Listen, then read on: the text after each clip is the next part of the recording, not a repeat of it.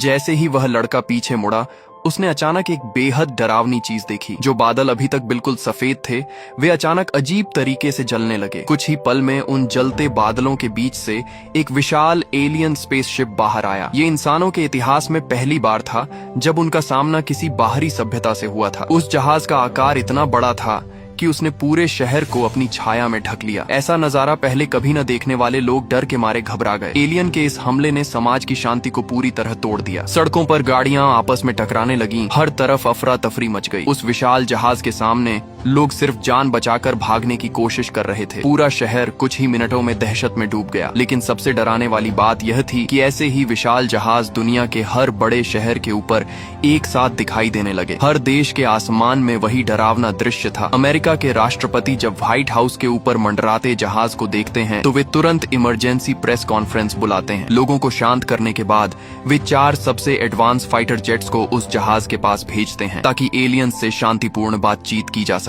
इस खतरनाक कूटनीतिक कोशिश पर पूरी दुनिया के नेता नजर रखे हुए थे। लेकिन जैसे ही फाइटर जेट्स युद्ध मोड में उस जहाज के पास पहुंचे, जहाज के नीचे एक दरार धीरे धीरे खुलने लगी। उस दरार से एक तेज नीली रोशनी निकली। शुरुआत में पायलट्स को लगा कि शायद यह एलियंस का कोई दोस्ताना संकेत है, लेकिन अगले ही पल सब कुछ बदल गया। एलियंस के जोरदार हमले ने इंसानों की शांति की उम्मीद को पल भर में खत्म कर दिया। स्थिति की गंभीरता को समझते ही सरकार ने तुरंत डूम्सडे प्लान शुरू कर दिया। राष्ट्रपति और उनके कैबिनेट के सदस्य फाइटर जेट्स में बैठकर व्हाइट हाउस से सुरक्षित जगह की ओर भाग गए। लेकिन आम लोगों को इस बारे में कुछ भी पता नहीं था। कुछ पागल लोग तो एम्पायर स्टेट बिल्डिंग की छत पर इकट्ठा होकर हाथ हिला रहे थे। उन्हें उम्मीद थी कि एलियंस उन्हें अपने साथ ले जाएंगे, लेकिन उन्हें यह नहीं पता था कि उनके लिए क्या भयानक अंजाम इंतजार कर रहा है। तभी एलियन जहाज का निचला हिस्सा पूरी तरह खुल गया और उसके अंदर के जटिल मशीन और एनर्जी सिस्टम दिखाई देने लगे। अचानक उस मशीन के केंद्र में ऊर्जा इकट्ठा होने लगी और एक शक्तिशाली लेजर बीम निकली। एक ही पल में पूरी गगनचुंबी इमारत राख में बदल गई। धमाके की ताकत इतनी ज्यादा थी कि आसपास की सभी गाड़ियां हवा में उछल गईं। जलती हुई गाड़ियां लोगों पर बारिश की तरह गिरने लगी। तब जाकर लोगों को असली खतरे का एहसास हुआ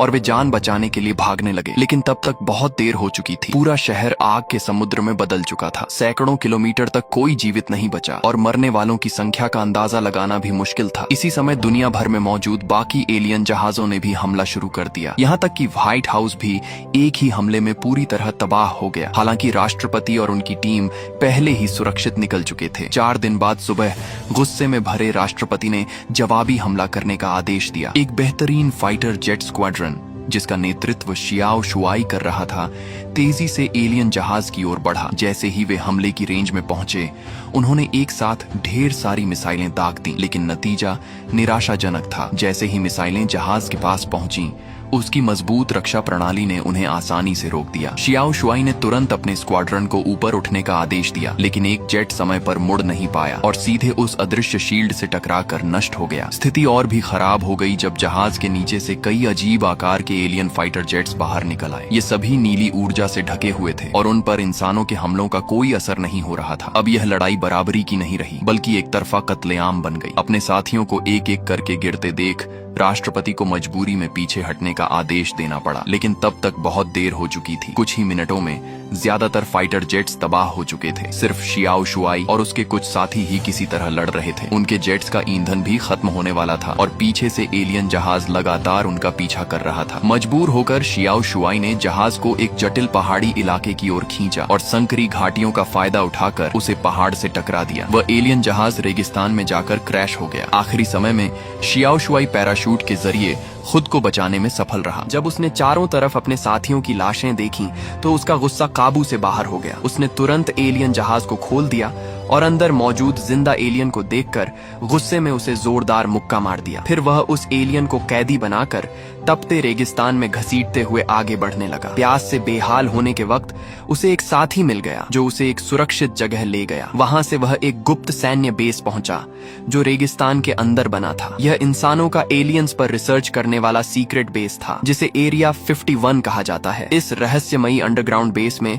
राष्ट्रपति और सैन्य अधिकारी यह जानकर हैरान रह गए कि सरकार ने 20वीं सदी में ही एक एलियन जहाज को पकड़ लिया था। कई दशकों की रिसर्च के बाद भी वैज्ञानिक एलियंस की तकनीक जैसे एंटी ग्रेविटी सिस्टम और एनर्जी वेपन्स को पूरी तरह समझ नहीं पाए थे। इसी बीच शियाओ शुआई वहां एक जिंदा एलियन लेकर पहुंच गया। वैज्ञानिकों की खुशी का ठिकाना नहीं रहा। उन्होंने तुरंत एक टीम बनाकर उस एलियन पर रिसर्च शुरू कर दी। लेकिन जैसे ही सर्जरी शुरू हुई और चाकू एलियन की त्वचा को छुआ, एक डरावनी घटना घटी। हालांकि वह सिर्फ एक झूठा अलार्म निकला। डॉक्टर ने आगे बढ़ते हुए एलियन की असली शक्ल देखी। तभी अचानक एलियन की उंगलियां हिलने लगीं, लेकिन किसी ने इस खतरे को महसूस नहीं किया। अगले ही पल एलियन ने अपनी आंखें खोल दी और डॉक्टर की तरफ घूरने लगा। जैसे ही डॉक्टर ने उसकी तरफ देखा, उसे अपने दिमाग में एक अजीब ऊर्जा महसूस होने लगी। एलियन धीरे धीरे उठ खड़ा हुआ और फिर उसने लैब में मौजूद लोगों पर हमला कर दिया। जब तक सेना के अधिकारी वहां पहुंचे, तब तक पूरा लैब घने धुएं से भर चुका था। राष्ट्रपति धीरे धीरे आगे बढ़कर हालात देखने लगे। एक अधिकारी डॉक्टर को बचाने के लिए आगे बढ़ा, लेकिन जनरल ने उसे रोक दिया। तभी उनकी नजर डॉक्टर की गर्दन पर लिपटे हुए टेंटेकल लचीले पंजों पर पड़ी और उन्हें समझ आ गया कि डॉक्टर अब एलियन के नियंत्रण में है। जैसे जैसे धुआं छंटने लगा, एलियन का असली रूप सामने आने लगा। राष्ट्रपति ने मौका देखकर उसे बात करने की कोशिश की, लेकिन जैसे ही उन्होंने बोलना शुरू किया, एलियन ने उन पर मानसिक हमला कर दिया। राष्ट्रपति अचानक अपना सिर पकड़कर दर्द से तड़पने लगे। जनरल ने तुरंत खतरा समझ लिया और अगले ही पल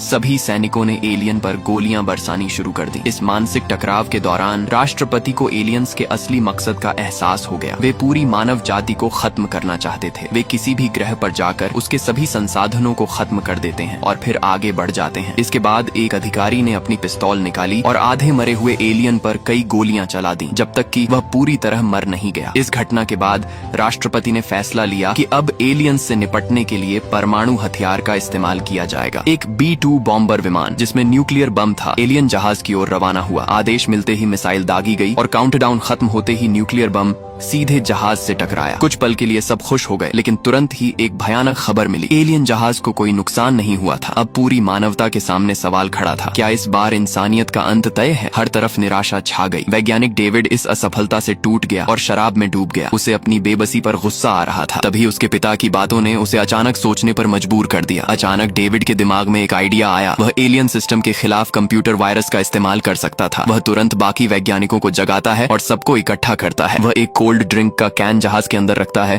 और एक अधिकारी से उस पर गोली चलाने को कहता है। पहली बार गोली जहाज की शील्ड से टकराकर वापस आ जाती है, लेकिन फिर डेविड सिस्टम में वायरस डाल देता है और दोबारा गोली चलाने को कहता है। इस बार गोली सीधे कैन को लगती है। इसका मतलब था कि जहाज की शील्ड अब काम नहीं कर रही। डेविड की योजना सफल हो चुकी थी। अब वह बताता है कि अगर इस वायरस को एलियन मदरशिप तक पहुंचा दिया जाए तो पूरी दुनिया में फैले सभी जहाजों की सुरक्षा ढाल खत्म की जा सकती है। लेकिन समस्या ये थी कि मदरशिप अंतरिक्ष में थी। वहां तक पहुंचने के लिए 2 लोगों को एलियन जहाज में बैठकर जाना होगा और अंदर घुसकर वायरस डालना होगा। यह मिशन बेहद खतरनाक था, क्योंकि सफलता के बाद भी शील्ड सिर्फ थोड़ी देर के लिए ही बंद होगी। डेविड और शियाओ शुआई इस मिशन के लिए तैयार हो जाते हैं। दोनों एलियन जहाज में बैठकर अंतरिक्ष की ओर उड़ जाते हैं। जल्द ही वे अंतरिक्ष में पहुंच जाते हैं और वहां का अद्भुत दृश्य देखते हैं। मदरशिप के पास पहुंचते ही जहाज ऑटो पायलट मोड में चला जाता है। थोड़ी चिंता के बाद भी वे सुरक्षित अंदर घुस जाते हैं। अंदर का नजारा देखकर वे हैरान रह जाते हैं। वहां लाखों एलियन सैनिक मौजूद थे, जैसे वे पृथ्वी पर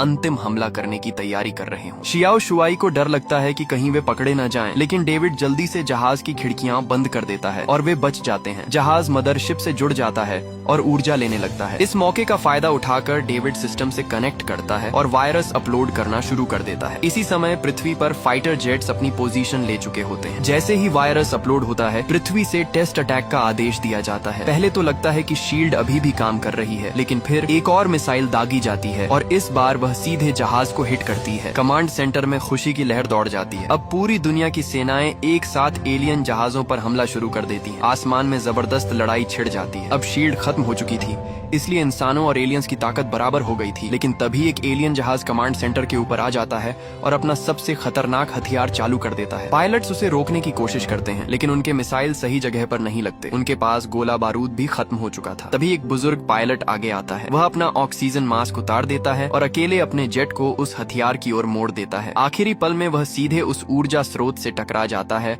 और जोर से चिल्लाता है, hello boys, I am back. अगले ही पल एलियन जहाज अंदर से फट जाता है। तभी सबको पता चलता है कि जहाज का पिछला हिस्सा ही उसकी सबसे बड़ी कमजोरी था। यह जानकारी तुरंत दुनिया भर में भेजी जाती है और सभी देश इसी तरीके से एलियन जहाजों को नष्ट करना शुरू कर देते हैं। दूसरी तरफ डेविड और शियाओ शुआई मिशन पूरा करके वापस जाने की कोशिश करते हैं, लेकिन उनका जहाज फंस जाता है। एलियंस को शक हो जाता है और वे जहाज का कंट्रोल अपने हाथ में ले लेते हैं। अब दोनों को लगता है कि उनका अंत तय है, इसलिए वे फैसला करते हैं कि मरने से पहले वे दुश्मन को भी खत्म कर देंगे। वे जहाज में मौजूद न्यूक्लियर बम को एक्टिव कर देते हैं, लेकिन तभी अचानक कंट्रोल सिस्टम टूट जाता है और जहाज आजाद हो जाता है। अब बम फटने में सिर्फ 30 सेकंड बचे थे। शियाओ शुआई तेजी से जहाज को लेकर वहां से निकलने की कोशिश करता है। पीछे से 3 एलियन जहाज उनका पीछा करते हैं, लेकिन वह अपनी शानदार उड़ान क्षमता से सभी हमलों से बचता है। आखिरी 0.66 सेकंड में वे मदरशिप से बाहर निकलने में सफल हो जाते हैं। एलियंस कुछ नहीं कर पाते और न्यूक्लियर बम फट जाता है। एक जबरदस्त धमाके के साथ मदरशिप टुकड़ों में बिखर जाती है। आखिरकार इंसानों को जीत मिल जाती है। डेविड और शियाओ शुआई हीरो बनकर धरती पर लौटते हैं। वे अपने परिवार के साथ खुशहाल जिंदगी जीने लगते हैं। कहानी के अंत में वे आसमान में उठते धुएं और टूटते हुए एलियन जहाज के टुकड़ों को देखते हैं, जो किसी आतिशबाजी की तरह चमक रहे होते हैं, जैसे पूरी धरती अपनी आजादी का जश्न मना रही।